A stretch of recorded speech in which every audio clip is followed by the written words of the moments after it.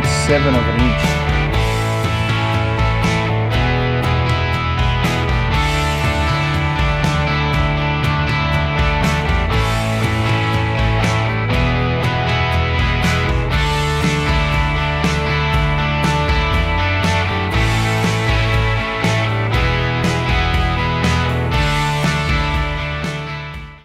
Hey guys, and welcome to Ozzie Reviews. Today I'm checking out the Browning BLR lightweight stainless steel lever action rifle.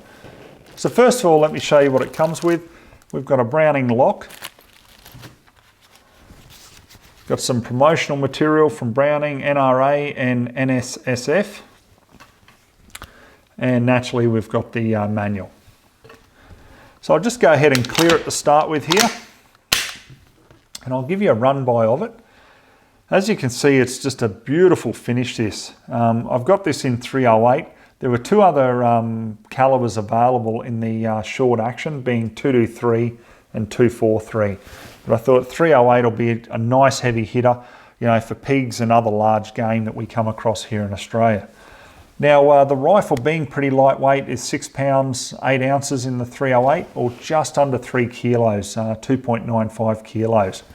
The barrel on it is a stainless steel Sporter barrel, 20 inches in length or 51 centimeters, and it's a 1 12 inch twist for 308.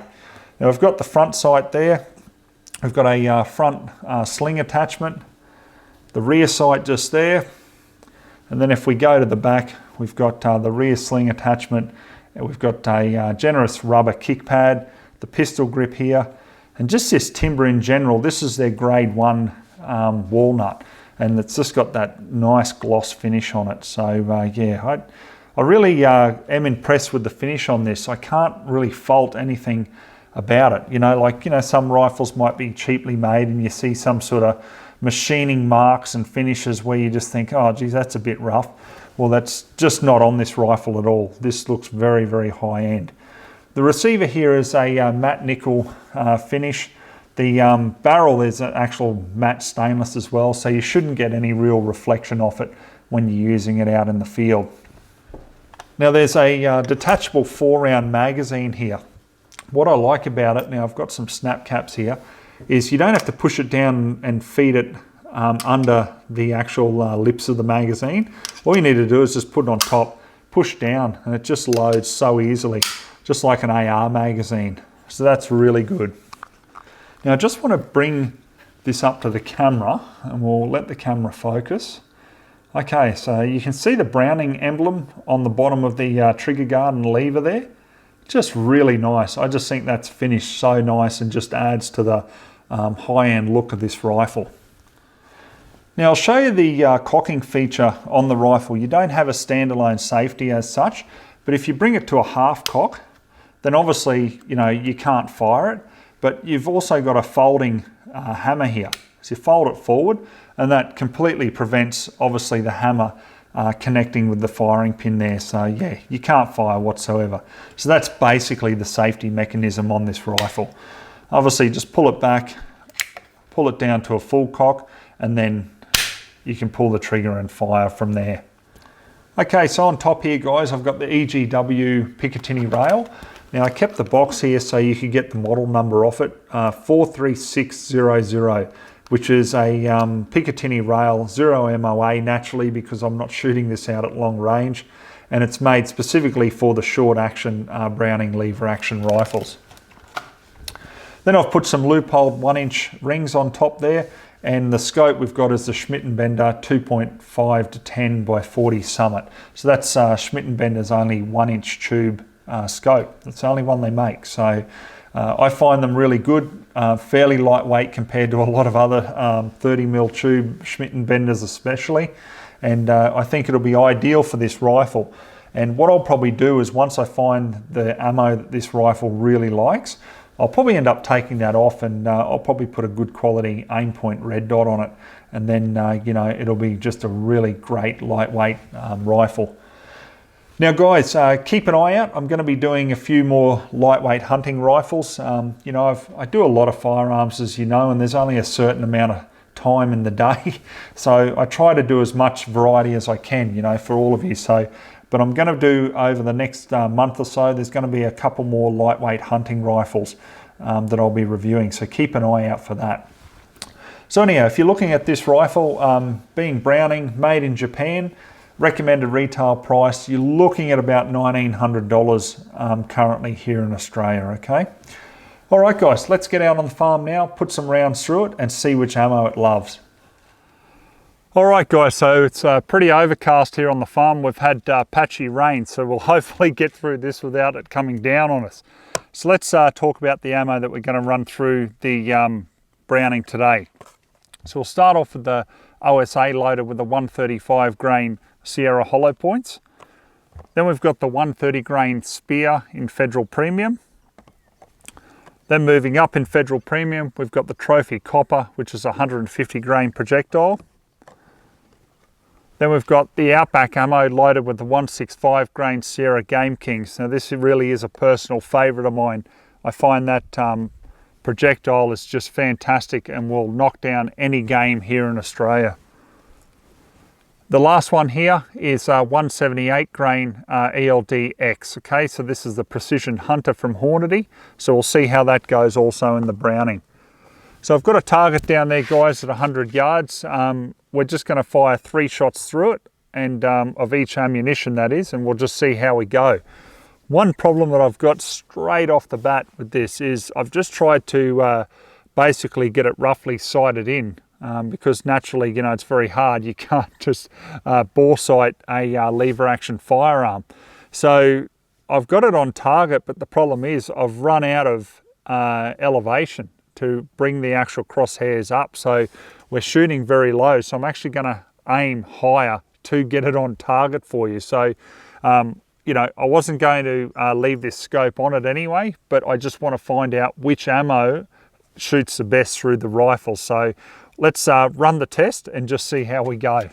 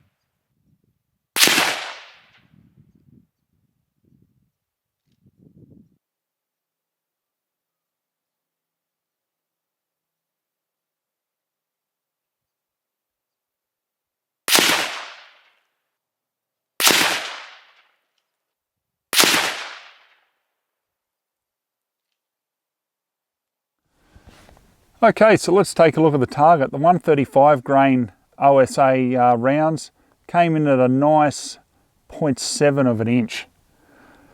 Then when we come down to the 130 grain from Spear, I was a bit disappointed there. I really didn't expect it to blow out like it did.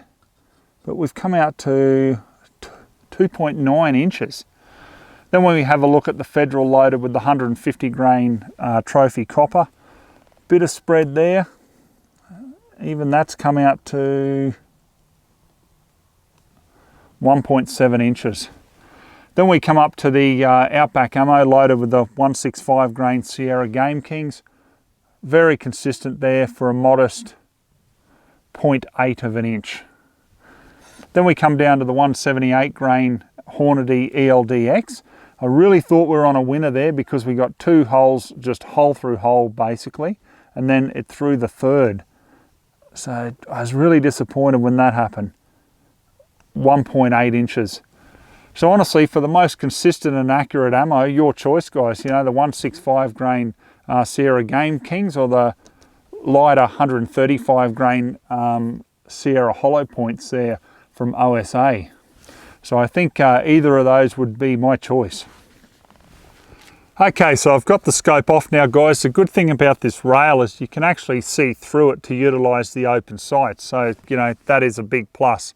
So I'm just going to use the 135 grain OSA ammo and just see how we go with open sights. I want to be able to hit the gong, and then I know that obviously it's going to be at least sighted in there, you know, for the open sights.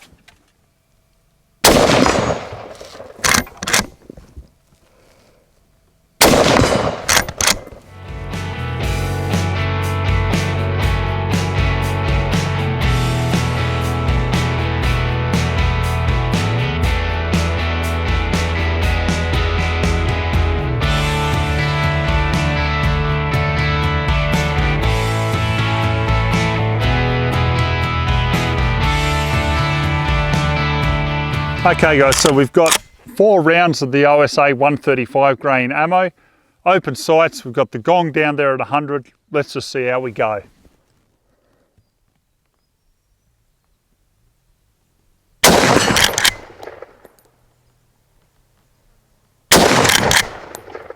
Just a bit high.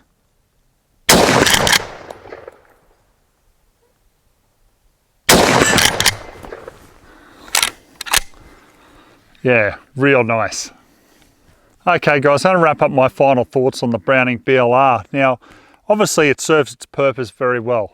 Nice and lightweight, and you know, from the shoulder there you can take nice accurate shots out there to 100, no problem whatsoever. The only fault, I guess, of it is I would have liked to have seen a bit more accuracy with those other ammos instead of it just being thrown so much. But if you stick to the 135 grain OSA ammo or the 165 grain ammo from Outback Ammo, then no problem. You know, it's certainly going to be very consistent, and I really don't know what else you'd need to hunt with 308 by using either of those weights. One thing I would like to see is a lighter trigger. You know, it's just that little bit heavy. When I tested it with the trigger pull gauge, it came in at about 5.5, 6 pounds. You know, much too heavy for a hunting rifle in my view, but very, very smooth. You know, like the entire travel there of the trigger is very smooth. So I do like that about it. I just wish that it was that little bit lighter. Now guys, you know, you've got to use this rifle for what it's meant for, and that's out hunting, you know, so it's nice and lightweight. Sling it over your shoulder and you can go on long treks with it without it being, you know, a burden weighing you down. So I think it serves the purpose very nicely. As for the fit and finish, I mean, I just can't fault it. It's really, really nice. Just a beautiful firearm in general. So yeah, I can't really say much more about it. So we'll leave the review at that, guys. Hope you enjoyed watching it. So till next time, we'll catch you then.